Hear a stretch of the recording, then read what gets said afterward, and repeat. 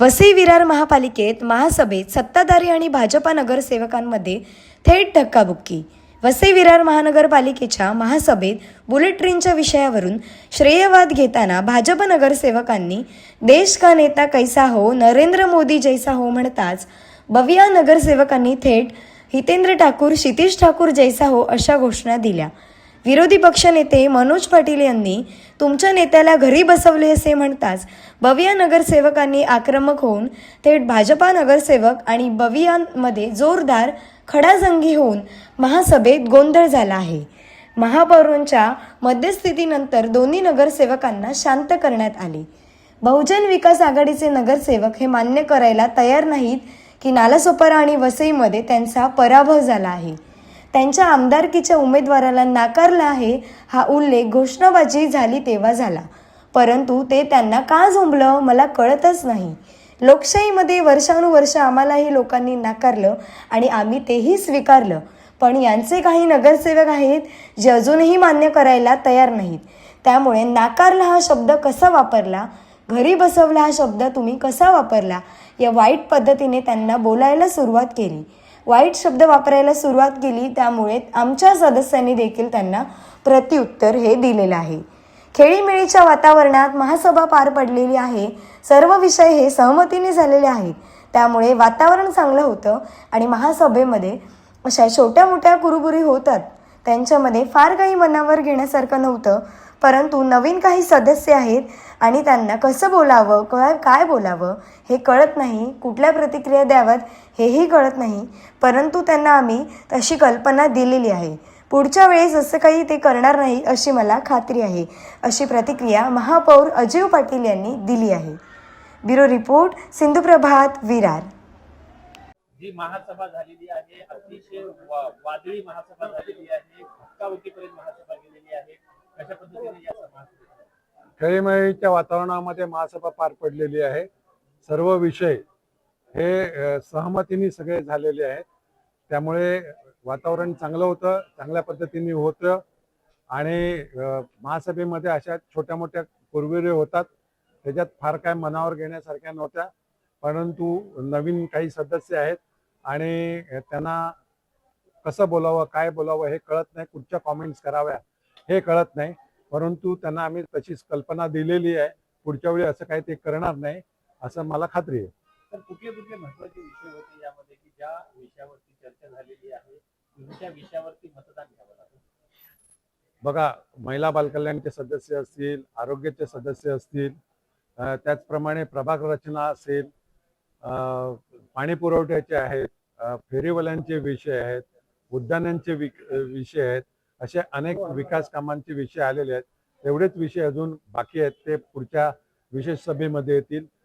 सकाळी बजेट दाखल झालेलं आहे स्थायी समिती सभापतीने, त्यावर देखील चर्चा 25 तारखेला होणार आहे आणि एखाद दोन विषय सोडले तर सर्व विषय सहमतीने झालेले आहेत। भाजपचा आरोप आहे की महापालिकेची रचना केली, जी प्रभाग रचना झालेली आहे ती चुकीच्या पद्धतीने झालेली आहे आणि सत्ताधाऱ्यांना सोयीची वाटेल अशा पद्धतीने केली नाही, आम्ही जसं भाजपने बीजेपीने नवी मुंबईमध्ये प्रभाग रचना केलेली आहे त्या पद्धतीने आम्ही देखील चांगली प्रभाग रचना केलेली आहे। सगळे प्रभाग एकमेकाला लागून आहेत, कुठचाही असा वेडावाकडा प्रभाग झालेला नाहीये।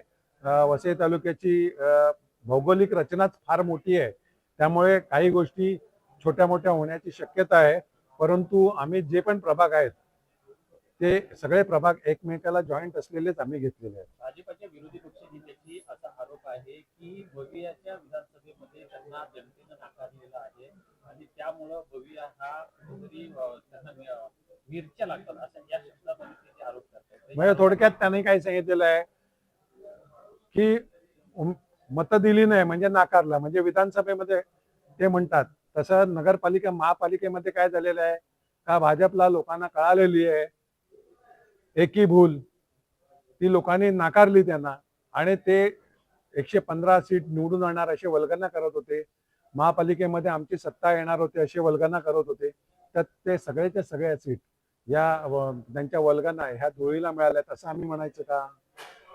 बरोबर आहे, मग आम्ही त्यांना मिरची जुंबली असं म्हणायचं का?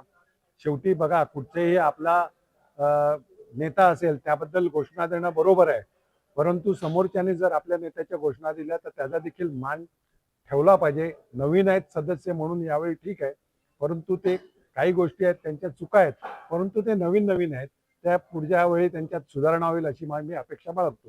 आहे की बहुजन विकास आघाडीचे काही लोकप्रतिनिधी हे मान्य करायला तयार नाहीत की वसई आणि नालासोपारामध्ये त्यांचा पराभव झालाय.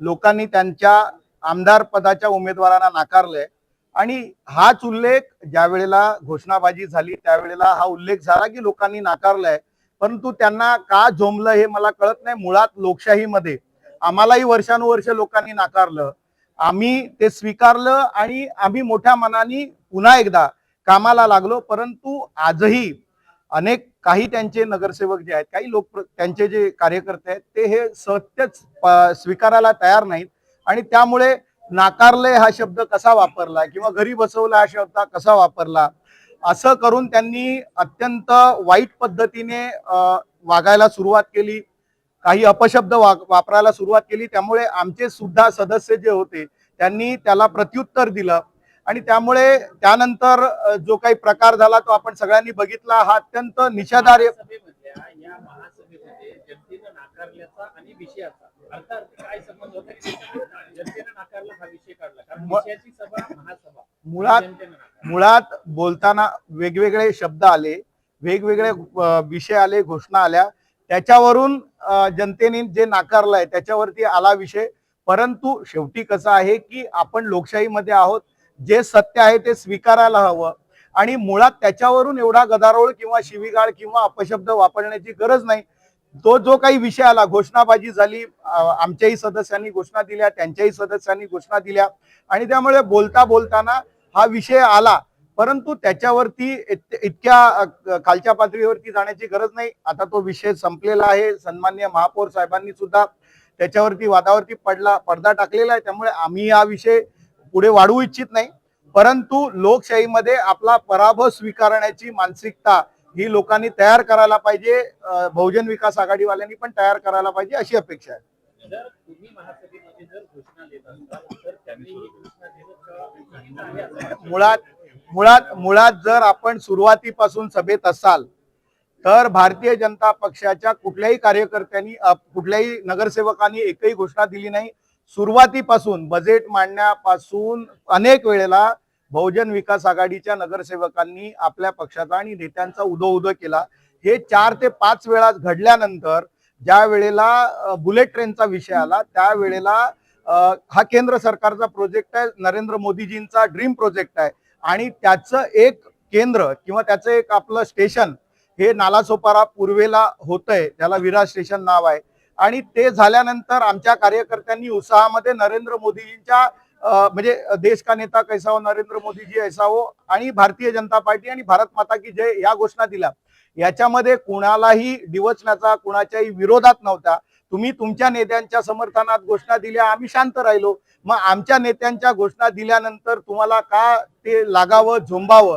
तुम्ही तर 5-5 वेळा घोषणा दिल्या. भारतीय जनता पक्षाच्या नगरसेवकांनी एकदा घोषणा दिली आणि तेही नरेंद्र मोदीजी आणि देवेंद्रजी हे देशाचे घटनात्मक प्रमुख आहेत, म्हणजे पंतप्रधान आणि मुख्यमंत्री आहेत. त्यांची जर घोषणा दिली, भारत माता की जय घोषणा दिली, तर तुम्हाला का झोंबावं हा सगळ्यात मोठा प्रश्न होता. त्यामुळे काय म्हणतात ते की सभागृहामध्ये हा जे काही झालं, महापौरांनी त्याच्यावरती पडदा पडलेला आहे.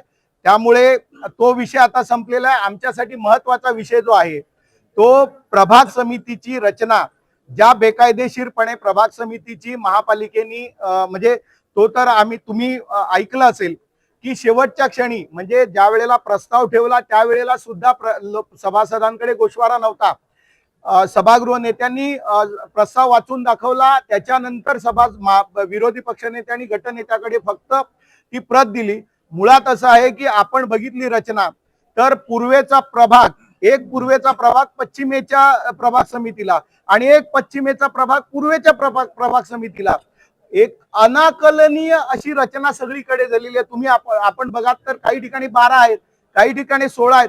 मला हे कळलंच नाही की विरार पूर्वेचा एक प्रभाग विरार पश्चिमेला आणायचा आणि विरार पश्चिमेचा एक प्रभाग विरार पूर्वेला न्यायचा.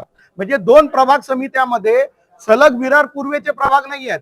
तर एकाच प्रभाग समितीमध्ये विरार पश्चिमेचा एक प्रभाग आहे, दुसऱ्या प्रभाग समितीमध्ये विरार पूर्वेचा एक प्रभाग विरार पश्चिमेला आहे. त्यामुळे अशी चुकीची आणि केवळ राजकीय स्वार्थासाठी जी काही रचना केलेली आहे त्याचा आम्ही पर्यायी ठराव दिला आणि तो ठराव जो आहे तो सुद्धा आम्ही मांडलेला होता. या संदर्भात आम्ही जे काही तक्रार आहे ती नगर विकास विभागाकडे दिलेली आहे. आमची त्या ठिकाणी तक्रार झालेली आहे. येणाऱ्या काळामध्ये त्याच्यावरती कारवाई होईल आणि हा जो काही ठराव केलेला आहे तो विखंडित होईपर्यंत भारतीय जनता पार्टीचा आम्ही सगळे त्यामध्ये काम करत राहू.